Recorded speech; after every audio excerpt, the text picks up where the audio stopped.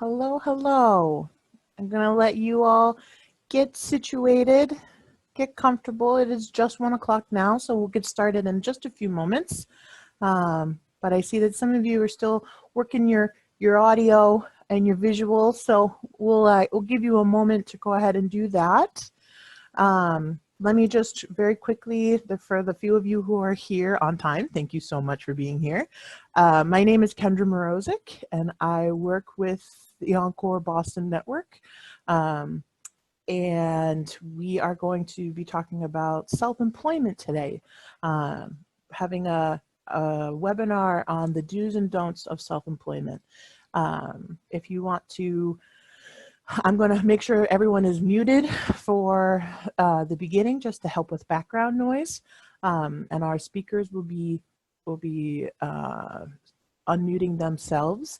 And when we have a question and answer, we invite you to either unmute yourself or just pop into the chat box and let us know that you have a question.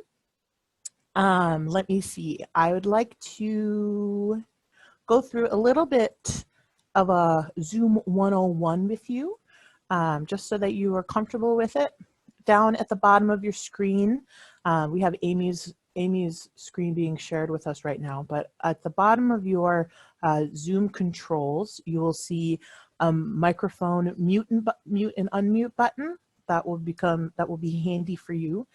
You will have a video share. This session will be recorded, so if you'd like to turn your video off so that your face doesn't pop up on our recordings, that's fine. But feel free to leave your video shared.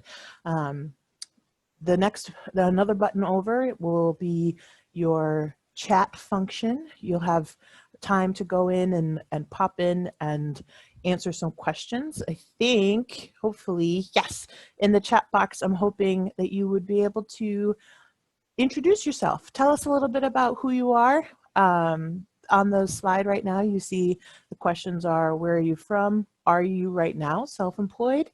Are you thinking about self-employment? Have you been self-employed in the past? You don't have to answer all of these, just answer one or more, just so that we get a sense of who we've got in the space today. So go ahead and do that in the chat box. And then at the end of the session today, we will have an opportunity for question and answer. So let me go ahead. I'll just repeat. My name is Kendra Mrozek. I work with EBN, and I'm going to throw it on over to Doug Dickson. Doug? Good morning, or afternoon, I guess it is. Everybody, can you hear me? Is my sound on? Your sound is on. We can hear Perfect. you. Thank you. Great. So welcome and thanks for joining us this afternoon. We're going to talk a little bit about entrepreneurship and self-employment. What we'd like to have you do is let us know in the chat box if you are either self-employed now, or if you're thinking seriously about self-employment, or if you have been employed at any point in the past. That will help us sort of gear our comments to where you are at this particular point in your life experience. So while you're doing that, let's get started. Let me tell you just a little bit about myself and why I'm presenting this part of our program today and what we expect to do. I've been involved in one way or another in self-employment on several occasions. I've also worked conventional jobs, so I bring that perspective to the table as well. But when I was working with clients in a firm called New Directions that assisted people through career and life transitions, I helped to create an entrepreneurship program and worked with a couple of hundred people who were making the transition from typically corporate roles to self-employment of one version or another. We'll talk about the various ways in which people can be self-employed as we move along today. I also have founded or co-founded or been an early leader in a number of organizations. And I've also opened and been involved in my own consulting practice. So from that experience, I've helped to support a number of people over 50 who have been through this transition, have been thinking through how to approach it and how to make it happen in their own lives. And of course, our work with Encore Boston Network focuses on helping people find what's right for them at this stage of life, whether it's self-employment, whether it's more conventional employment, whether it's volunteering, service, all of the other ways that people can be engaged. So what we'd like to do today is first to provide a little bit of background information. Who engages in self-employment? What kinds of things do they do? Why they do it, and so on. Then we want to have you hear from a couple of people who are actually doing it and have some experience that they can share. Amy Avergun will talk about her experience in running a consulting practice, and Kendra Mrozek will talk about the work that she's currently doing. Then we'll turn it over to you for your questions, and we'll wrap things up after that. I do want to mention that we will be, as Kendra mentioned, recording this. We'll also share the slides so that you don't have to take a lot of notes because some of the slides have a fair amount of information on them that you may want to refer back to at some point in the future. And I also want to mention that we have a partnership with an organization called Founders Over 55. They're based here in Boston. And as the name suggests, they provide an opportunity for people who are starting businesses to get together, to share, to learn together. And they have a meeting coming up this next week. It's all virtual, as you might imagine, on Wednesday, the September 30th, from 4 until 5:30. And you can find more information in the events section of our website. It will feature Debbie Kleiman, who is the director of the Babson College Center for Entrepreneurship, who has written a new book about how to pitch your business, both to people who may want to help you fund the business, as well as people who you may want to engage in other ways as mentors, as supporters, and so on. So if you're interested at all in starting a business or have started a business, I highly recommend that as a webinar opportunity. Next slide.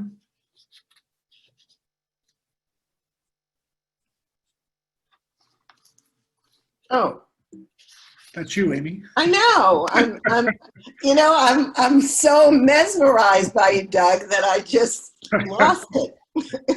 Okay, so we're going to talk about being your own boss. Next slide. So if you're thinking about self-employment, you're in good company. As you can see from this chart, since 2000, the trend towards self-employment has grown significantly. And that continues today. There are now 57 million freelance or self-employed workers in the workforce. That constitutes nearly a third of the total workforce. And that's a big change over the last 20 to 25 years. Next slide. Shoot. And as you can see from this admittedly fuzzy slide from the National Bureau of Economic Research, the trend towards self-employment is especially true for people over 50. So nearly a third of people over 60 are self-employed. Nearly half of all of those over 65 who are still working are self-employed. And a full 2/3 of people over the age of 75 who are still working are self-employed. And that's a trend that's been growing over time, continues, and I think is a useful reference point for our conversation today. Next slide, please. So not only is there a trend towards self-employment among older people, but the odds that they will be successful in their businesses, in their practices, in the work that they do, grow exponentially.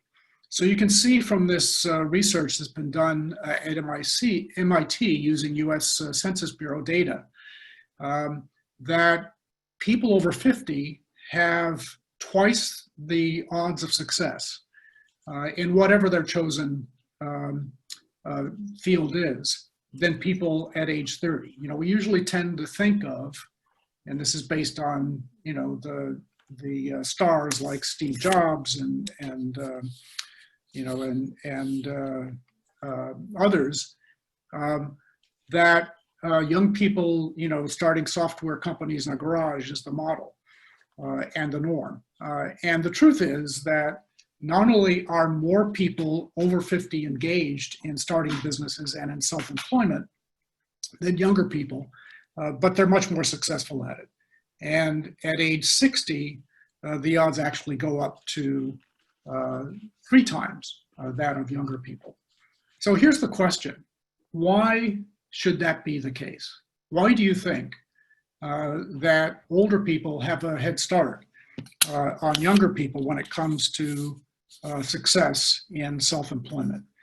And what I would ask is that you enter some reason. Give it a minute to think about it and tell us in the chat box why you think it is that older people should be more successful than younger. Or you can call it out. Unmute yourself and call it out. Don't be bashful, but unmute yourself, please.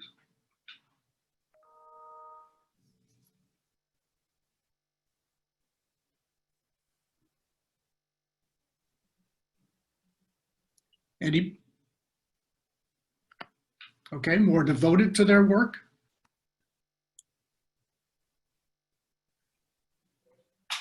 They have a lot of connections, knowledge, and experience. Patience. Patience. Patience. Very important. They're doing what they want to do, so they're engaged. Maturity. Why does that matter? I think we have more wisdom because we've been around a little bit longer and had more access to acquiring wisdom and knowledge. Mm-hmm. We know what to expect. We've seen the cycles. You know, we're thinking differently about what the process might be. We may be more resilient and able to overcome obstacles. We may be able to be better problem solvers. Fewer lifestyle distractions. That's very interesting because people raising families, in particular, just may not have the time. They may not have the bandwidth. May have more money, more access to resources. That goes for connections too. When Bren mentioned earlier, a network of connections, as we'll see, that can play a very important role in terms of entrepreneurship or self-employment. Any other thoughts before we move on?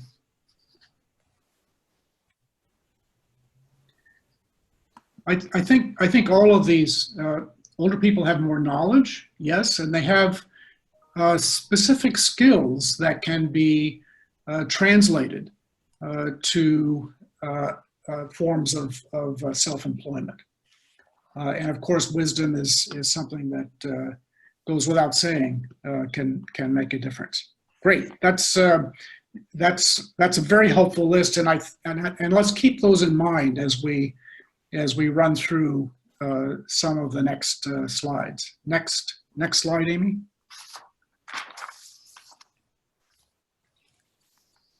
So this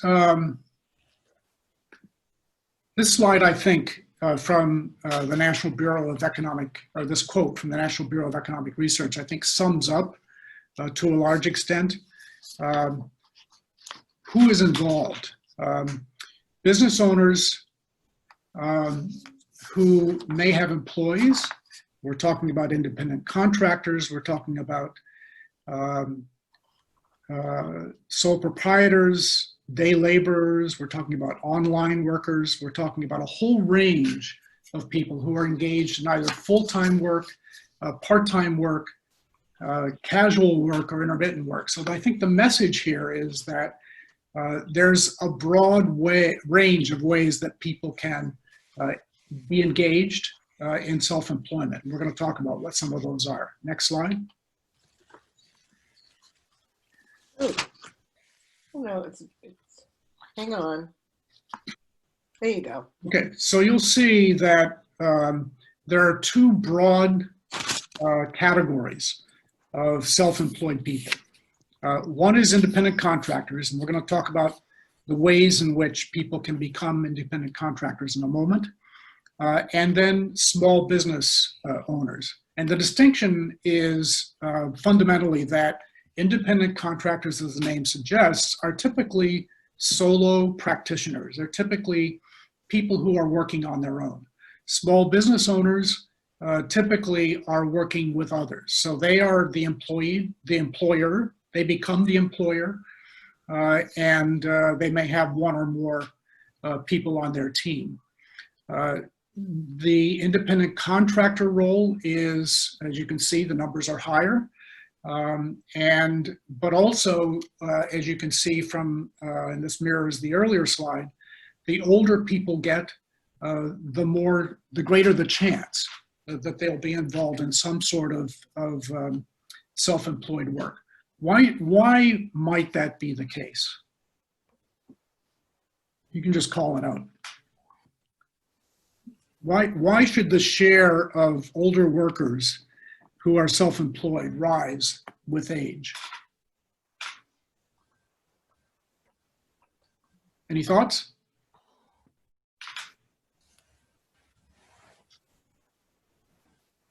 Probably because of age discrimination. They have to be on their own. Nobody will hire them.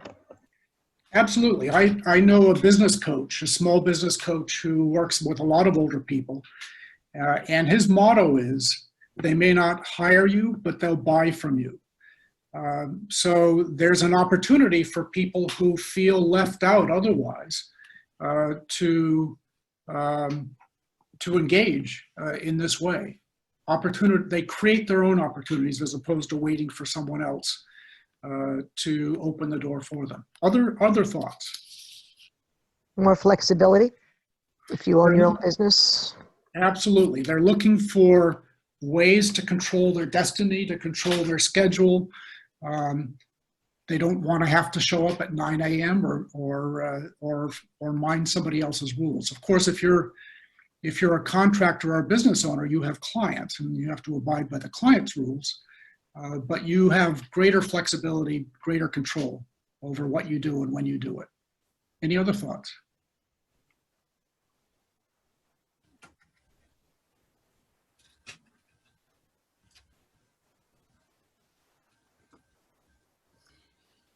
Or just guess that people's experiences may have been soured by working for somebody else for their entire lives.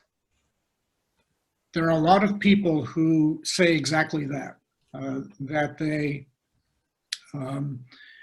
have been disappointed or frustrated or angered or feel as though they've been treated unfairly.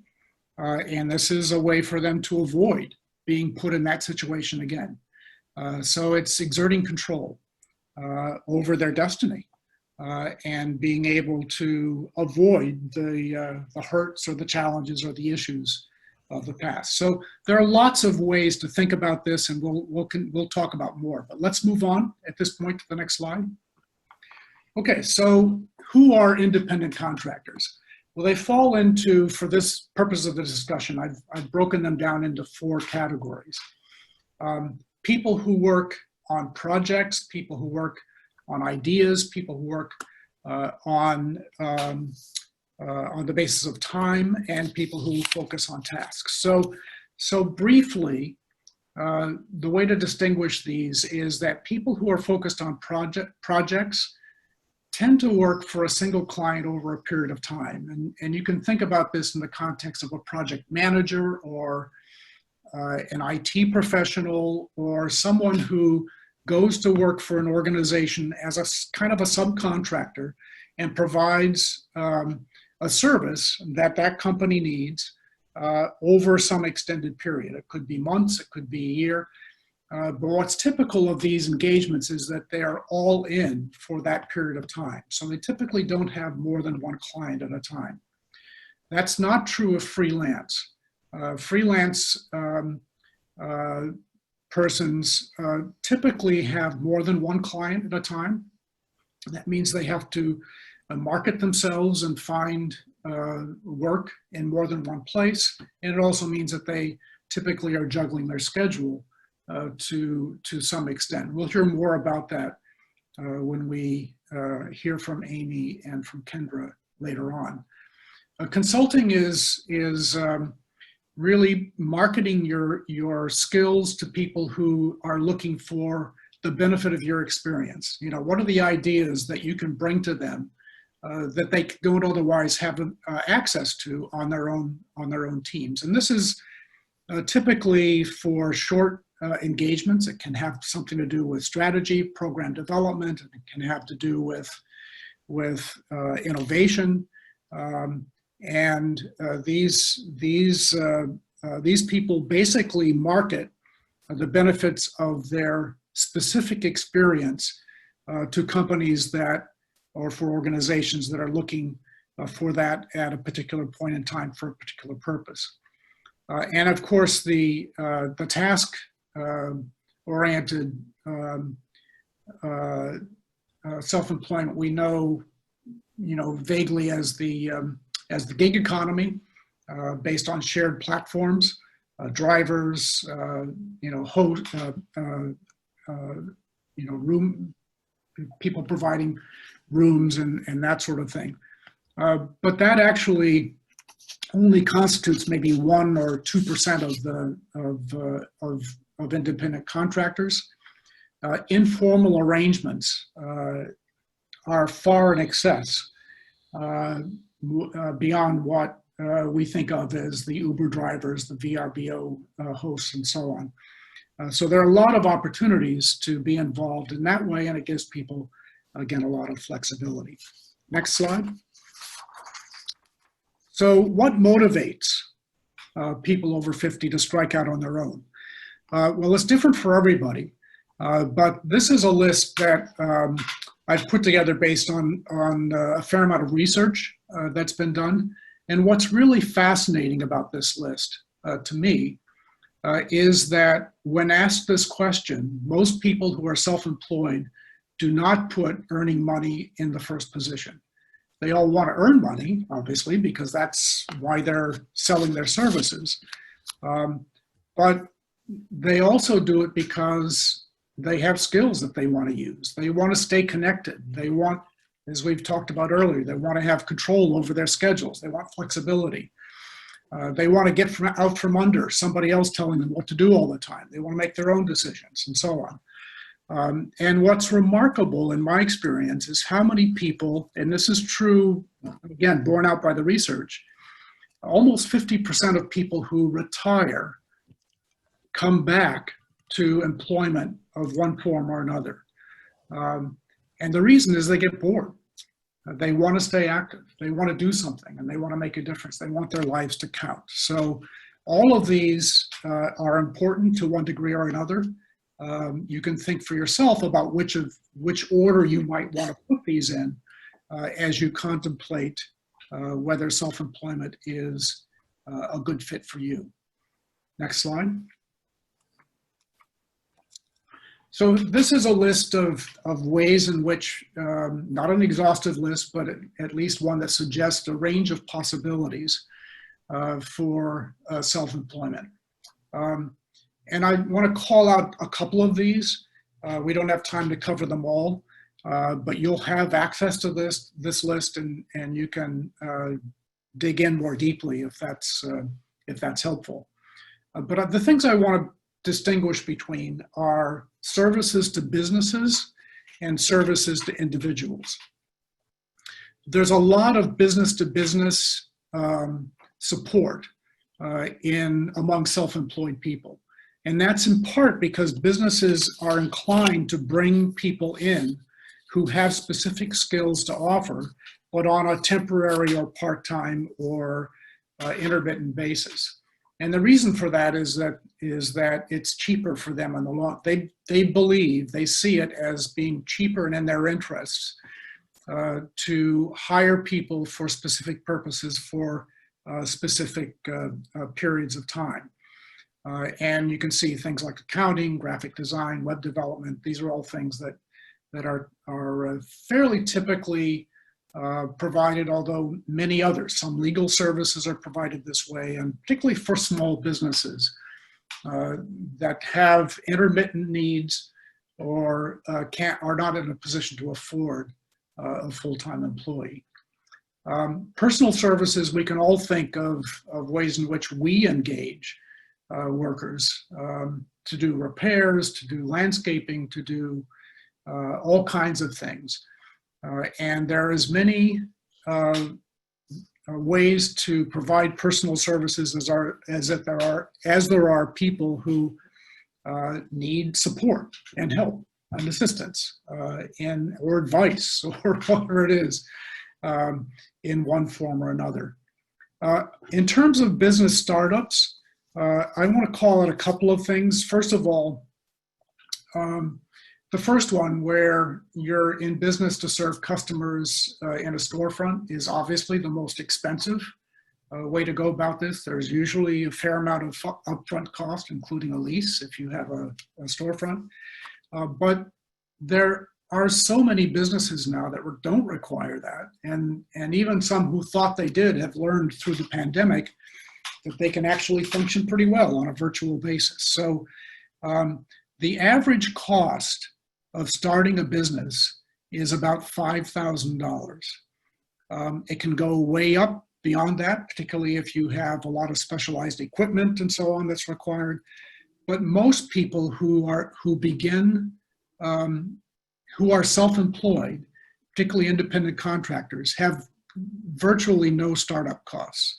And even those who do, like a landscaper, for example, may require a small investment in equipment, but it typically is not very much. Even people starting businesses typically don't have a huge upfront investment. So there are few barriers to moving forward. The barriers have to do with confidence, they have to do with learning, they have to do with some of the things that we'll talk about in a couple of minutes about the process of getting started. The other thing I want to mention here is, and of course, a lot of the online platforms that I've mentioned, as well as hosting sites like Etsy and eBay, make starting a business really pretty easy, and that's what they're there for. The other thing I want to mention is franchises. There are thousands of businesses that are available as franchises, and the advantage of franchising or buying a franchise is that, again, there's such a variety to choose from, so it's likely that you could find something that would be related to an interest or skill or experience, and they're not hugely expensive, but there is quite an involved process, in part because several years ago there were so many bad actors in the field that the Department of Commerce has put a you know, a fairly clear-cut disclosure process in place that makes it more difficult for the scammers to take advantage of people who want to get into business for themselves. That said, they provide all of the training that you need. They often provide marketing support. They often give you, if there's products involved, they'll supply the products. So it's sort of a business in a box. You know, it's a prepackaged opportunity to buy in to a going concern. What you need to realize is that for all of that, they don't charge very much up front, but they will take the first 7 to 11% of your earnings every week, every month, every year. So there is that to consider. So it's really a balance. It's a question of balance. You know, you take advantage of something that's preformed, but you also pay over an extended period of time. So with that, I'm going to move on to the next slide. So if you're thinking about getting started as an independent contractor, what are the things that you need to be paying attention to? Well, one question that comes up is, do I need to be incorporated? And as an independent contractor, the answer is most of the times no. 60% of independent contractors are not incorporated. I never was when I did this work. My wife, who is a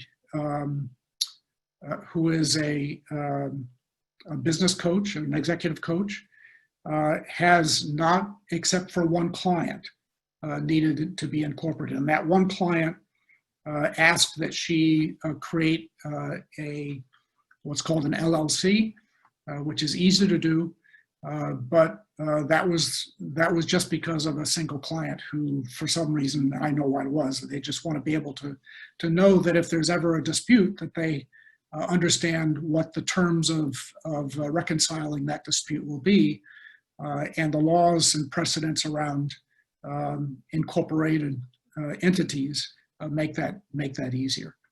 But generally speaking, you don't need to worry about this at all. When it comes to taxes and insurance, sometimes organizations that you work for will ask for an employment identification number, which is easy to do. You can get that from there's a process through the IRS website. In many cases, that's not asked for. You will be asked to fill out a W-9, that's so that they can track your earnings. And then you may also want to investigate retirement savings plans that you can do on your own, roughly equivalent to a 401k plan that an employer sets up, called SEPs or Keogh plans. And typically you'll be taxed, and your insurance will be provided on will be done on the basis of your current tax category. And your liability insurance, you just want to make certain that your umbrella plan is large enough to cover you, and that's something you can consult your insurance agent about. In terms of planning, typically an extensive business plan is not needed. I say that for two reasons. One is that most people stay in the same field, as you can see. But it's also true that most people start out with an idea, and that idea changes very quickly, because you tend to go where the business opportunities are, and the business opportunities may not turn out to be the ones that you started out thinking would be there. So you make adjustments. If you get into a detailed plan, then on day one, day two, you may be revising that plan. So it may not be the best use of your time to spend a lot of time planning. Get out into the field, talk to people, use your connections, and see where they lead. And that gets to the marketing piece. Many people, not all, but many people their first job comes from a previous employer or somebody that they already know. Somebody mentioned networking early on. This is a place where your network will definitely pay, both in terms of the people you know, but also the people that they can introduce you to. So word of mouth is the key for getting underway and staying underway as an independent contractor. Next slide. The world looks very different if you're starting a business. So you will need to be incorporated, and there are a lot of different choices and a lot of different reasons why you choose one over the other. That's where a lawyer comes in, your accountant comes in, and your tax preparer comes in, because there are two reasons to be incorporated. One is to manage the tax implications, and the other is to manage liability should something happen. It's best to get professional advice. And my advice about getting professional advice is that you should talk to somebody who has experience in small businesses. I wouldn't talk to a probate lawyer, a divorce lawyer, a family lawyer, a corporate lawyer about what form of incorporation you should choose and what the tax implications might be. Talk to a small business lawyer because they do it every day and their experience will be much more helpful. In terms of taxes, insurance, I think the best way to summarize this is, again, talk to somebody who knows what about the small business field and can give you the benefit of their experience as an accountant or as a tax preparer. On the business planning front, you will need to develop a plan. And the planning should take into account what your costs are anticipated to be, what kind of staffing you'll need and when, what kinds of investments, if any, you'll need along the way, how to get started in terms of tech support, in terms of bank accounts, all of the things that go into managing an ongoing business, keeping the records and all of the things that are necessary to be successful. And then, of course, in terms of marketing, whereas an independent contractor may have a name but may not need one, and many don't, you will need a name. You'll need some form of identity, maybe a logo, maybe some materials, selling materials and so on. You probably need a website.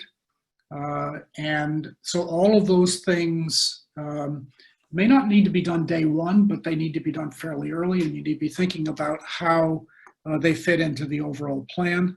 And then you want to think about what you're doing to engage customers. So what's the value that you're offering? How are you going to reach those people or organizations, and who's going to help you? So you may need some partners, you may need some support in reaching out to prospective clients and customers. Next slide.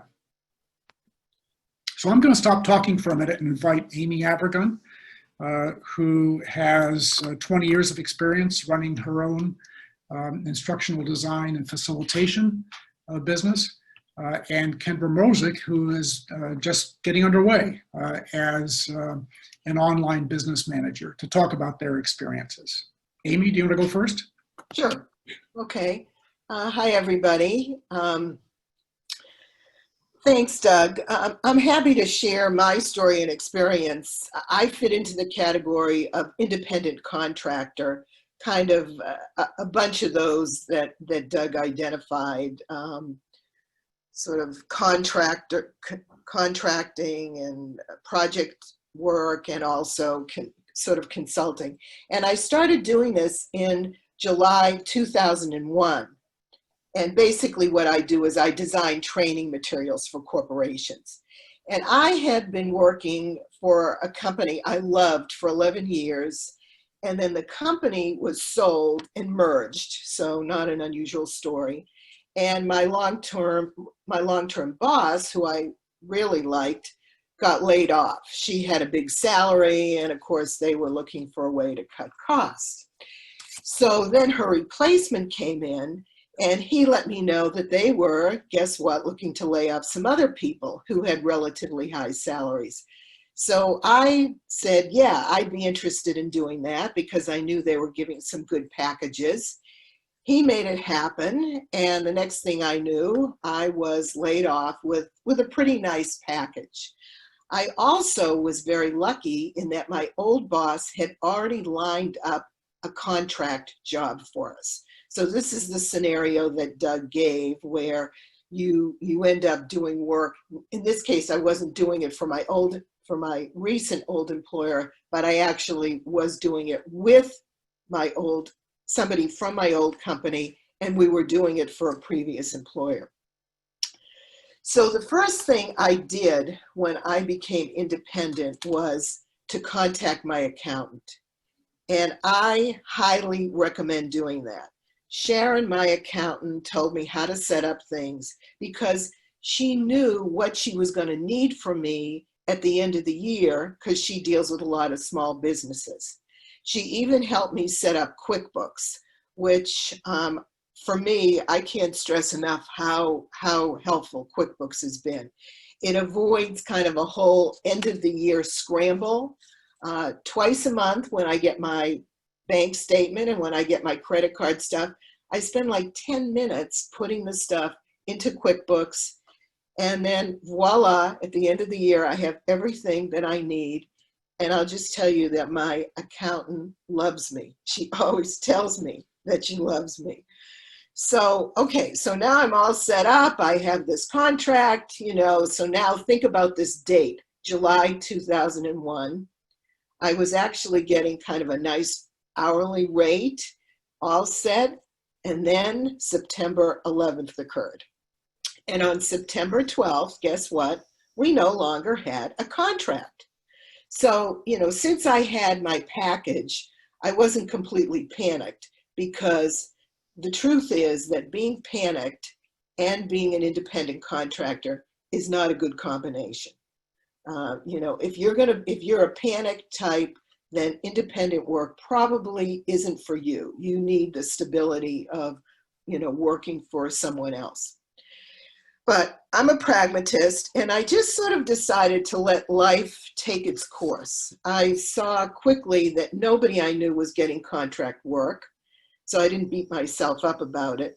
I had a few people that I kept in touch with, who told me that maybe they were going to have some work for me before too long, but mostly I laid low. And I also knew that if worse came to worse, that I could go and get a job. I mean, it wasn't my first choice, so I wanted to give the independent life a chance. What was also interesting is that I knew a couple of people who, despite, the terrible job market, just went full throttle marketing themselves and contacting people, and they didn't get any work either. So then I knew it was systemic and that there really wasn't any contract work around. And I think that's part of what you need to ask yourself now. What is systemic about trying to find work in a pandemic? What are the things that people are buying? What are the things that they aren't buying? And then when companies began hiring again, I got work, just like the people who were driving themselves crazy. I was also lucky in that I didn't have anyone nagging me and asking me who I had contacted today. I don't know if I should share this, but I will anyway. When I was married and looking for work, my husband would bug me every day, who did you contact? What did you do? And, I always felt like I wasn't doing enough. So in this case, I was happily divorced and I didn't have to account to anybody. I just, did what I was going to do. And then when the work came, there it was. So now we're back, and it took about 6 months, for me to get work again. And during that time, I was a little worried, but not obsessed by it. And eventually it did come back. And honestly, I have worked a fair amount in these 19 years, and I have been very happy doing it. And I love not working, you know, for a company. So here are a few tips that I'm just going to offer from my experience. As I said, get your accountant early and find out how to set up your business. A key thing that you want to do is, how are you going to keep track of your time? And I find that I need to do that every day, and frankly, all day. When I have a client interaction, I take a note of it, because otherwise, how am I going to know how much to charge people? You don't really know how long things take you if you don't keep good track of your time. Also, when you get business, if you can, at least in the beginning, particularly with a new client, see if you can negotiate an hourly rate versus a lump sum. And because you don't know how long things are going to take you. And I'm usually very upfront with clients, and I'll say to them, you know what? You don't know how long it's going to take. I don't know how long it's going to take. I don't want you to overpay me. I don't want to be underpaid. And then when they push back, that they're worried that it's going to cost too much money, I usually say to them, you know what? How about if I let you know after 20 hours that that's how much time I've put in? So that helps them keep track of where it is, so it doesn't get out of control from their point of view. One other weird thing to keep in mind is, very often a client will say to me, well, don't worry, I'm the only one that you have to please on this account. And I have found so many times that they bring in other people, and the review process is really gets bogged down. So anyway, a couple of other things I just want to go through quickly. I try and bill monthly because I don't like the bill to add up. A big bill is scary for a client, particularly if your clients are small businesses. So, but at the same time, I don't put anything on there like net 30 days or whatever. You know, I know that they often need 60 to 90 days to pay for stuff. Another tip that I have is, do your work early. For me, I need soak time, and I also don't like to panic when the deadline is looming.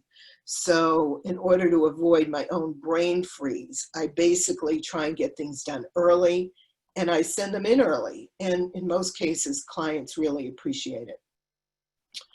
One other weird thing is, a client will often say to you, particularly on your first call, this is a really important project. I can't stress enough how important this is. There's a deadline looming. A lot of stuff depends on it.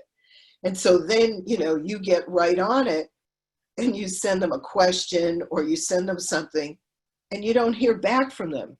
And you say to yourself, wait a minute, they said this is really important. So I might nudge a little bit. And here's what I have found. You cannot care about this more than they do. If they don't get back to you, then that means some kind of priority has changed. And if you keep bugging them, then you're just a nuisance. So I often have to say to myself, you can't care about this more than they do. It's just not going to work. Something else is, if you can, get someone else to promote your services. If somebody else, sings your praises, that's much better than having to blow your own horn. Another odd thing is, when a potential client gets in touch with you, our first instinct is to say to ourselves, well, I don't want to get back to them too fast. I don't want to seem eager. I don't want to seem too eager, like I don't have any business. And my friend Sheila, who has been doing this for years, selling, says she is always astounded by how much business she gets when she's the first person to get back to a potential client. This isn't the time to play a game and show that you're, so cool that you don't need their business. No, you want to be the first one that gets back to them. So anyway, I'm trying to see, is there any, here's one more thing that I want to say. Often we wait until we have the website. In the old days, you had the business cards and all of that stuff. What I find that I need the most is a sample of work that I can send out to people. Because the minute you hang up, they want to see something. They don't, yes, your website gives you legitimacy. I actually don't even have a website, but they want to see proof positive that the kind of work you turn out is what you do. A website was often created by somebody else. You didn't probably create your own website. So anyway, and one last thing is this. Often we become the contractor, but we were the client. And when you're a client, you have certain standards and a certain way of doing business. And all of a sudden, it's flipped. And now you need to be the person who is meeting the needs of your client. And this can be a big adjustment when you have a real point of view about how things should be done. I will offer my advice, but then I go with what they want me to do. So anyway, those are kind of my tips, and I'm going to turn it over to you, Kendra. Well, thank you, Amy. Hi, everyone. Hi. I am just about a year into this process, so I have a little less to say than Amy, but I will hopefully make it somewhat as poignant. About a little, how did I get here would be the first thing that I wanted to mention, especially with the world and the state of where we are right now. A little over a year ago, I was told by my employer of 13 years that I had a choice. I could either take my position was no longer going to be available. It was no longer going to exist. I could either take a demotion and step back in my professional experience, or I could head out. And so, as you can imagine, I felt shock. I felt sadness. I felt everything that you probably could imagine. But for some reason in the back of my head, and it's not for some reason, I know exactly why, and I'm sure you can think about why this would be. I focused on the fact that I knew my worth.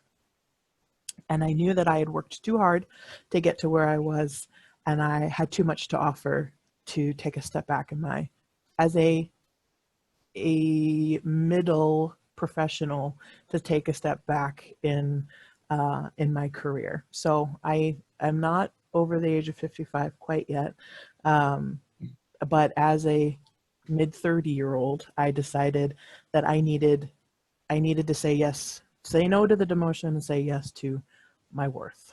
My family has also owned a number of businesses. My parents are kind of perpetual entrepreneurs across the board. So I knew that it was something that was in my blood, and it was something that I knew a lot about, that I wanted to take a closer look at. So I decided to start my own business. I am an online business manager and virtual assistant, and you may have heard of it, you may not, but it's a booming course of action right now, especially with the state of the world that we live in. And so I just have a couple of quick tips, knowing that I've only been in this seat for a few months. Number one is to find somebody who is already doing it or already doing something similar and talk to them. Pick their brains. I know that I am, and I know that the people that I talked to in the beginning were more than happy to share their path, their journey, and their advice. So don't be afraid to talk to people, to ask questions, just to reach out and just make your circumstances known. Number two is, don't underestimate the power of your network. In my exiting of my prior position, I kept very close to me all of the contacts that I had made over the course of the 13 years that I was there. And you never know when that can come in handy. And this was one of those times that it could come in handy. So keep those old business contacts. You never know who may be in there and what they may have going on in their lives and there as an opportunity. And you never know who they know that they could pass your name on to. And then the last one, just especially for me, was something that, you know, I hadn't been doing this for 20 years like Amy. I knew that no one was going to speak about me the way that I could speak about me. So I had to really garner the strength to speak confidently about my own abilities in order to have other people speak confidently about me. So I needed to know my worth. I needed to know what I was capable of, and I needed to speak like I did, so that the message would get passed down to clients, potential clients, and even just potential people who could be an assist in my learning, in my journey. So those are just the quick things that I wanted to share with you. I know that we're short on time, but that's what I got in my short little journey that's only been about a year. Thank you, Kendra. That's enormously helpful, both your experience and also Amy's. I got some additional information that I'm not gonna show, but it will be available in the slides that we distribute. There's some resources, both online resources, some books, some suggestions, and so on that you can take a look at. In the few minutes that we have left, questions.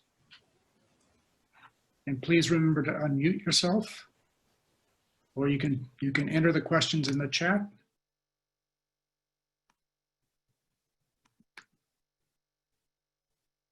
Any questions? Doug, I have a question. Yes. You mentioned insurance in both small business and in consulting. What kind of insurance are you talking about? Well, if you're an independent consultant or contractor, the insurance requirements are probably not going to exceed what you carry normally as part of your umbrella or liability insurance. If it does, the person you're working for or the company you're working for will let you know. But businesses need to have, and if you're a professional, you may need to carry professional insurance, but then you'd know about that already. Yeah. If you're a doctor or a lawyer or something. Mm-hmm. Like that. But if you're in business, you probably need to have specialized insurance. You'll need to have, if you have employees, you'll need to carry unemployment insurance. You'll need to carry directors and officers insurance. You'll have to have special liability insurance. All of those things an insurance agent who specializes in small businesses can help you understand the need for and the options to purchase. Thank you. Doug, the question came in through the chat from Carol. She says to both Amy and I, which social media platforms do you use, if any? Which ones are most helpful for your business? I'll just start because I use LinkedIn and I use Facebook. Those are the only two. I haven't ventured out to others yet, but those are the two that I find most helpful. LinkedIn especially, but Facebook has helped me to really broaden in my own personal network that I didn't know was available to me until I tried. Amy, do you have anything different? You know, I use LinkedIn and I actually publish articles on LinkedIn. So then that becomes another, you know, sort of sample that I can send out to people. It's also just another way to reach people. So, you know, that's all I do. I'm not even on Facebook. Probably shouldn't admit that, but I will. And LinkedIn is one of the ways that you can reach new clients as well. And by publishing or by commenting on other people's publications on LinkedIn, you can get some recognition that way. Any other questions in our final moments together? One last question. Do any of you belong to any of the business associations in your communities? Rotary clubs or small business associations? Is that something to consider? I just participate in the Boston Facilitators Roundtable. I've done other stuff. What I find, this sounds weird, but I don't get that many recommendations from people who do the same thing that I do. My recommendations come from people who don't do what I do. So, and I'm not a joiner. The way I network is I do a lot of reading and I have a lot of resources. And so if I knew, for example, Mary, that there was something you were interested in, I would send you the name of the article or the book or whatever. So that's how I network with people. Even, pre-pandemic, I wasn't, going to a lot of events. And I would just add one quick thing, and that is that in some cases, and it depends on the kind of work that you're doing and the kind of skills that you're offering, there are opportunities for cross referrals. So if someone has a good client relationship and they know that the client needs what you have to offer, and they know that you would do a good job, they would be happy to refer you to their client. So I would encourage the kind of business referral relationships if you're in a business that's adjacent to some others that you know about, because that's a quick way in to some clients that you may not otherwise have any exposure to. And sometimes that can be done through professional associations, and that can be done informally as well. I do a lot of stuff for free. I have a lot of colleagues who are coaches and who, could utilize some of my services. So, and I enjoy doing that. I mean, that's why I'm in this. My other thing is I only take on projects I like. So if something comes across that I'm not interested in, I find a nice way to say that it's not a good fit, because I don't want to do stuff I don't like anymore. That's part of having a small business, is being able to say no. Correct. Okay, well, thank you very much. We've reached the end of our time. I don't want to keep people hanging, but you can feel free to reach any of us through, if you don't have our email addresses directly, you can do so through the Encore Boston Network web contact page.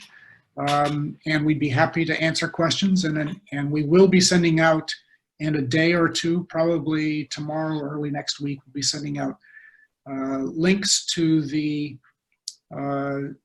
slides and to the recordings. And by the way, if you don't already know this, there is a page on our website devoted specifically to all of the webinars that we have offered in collaboration with our partners on the subject of job search more broadly. And I would encourage you as well to think about the Founders Over 55 event next week. So thank you all for joining us. Thank you. Thank you. Have a great rest of your day.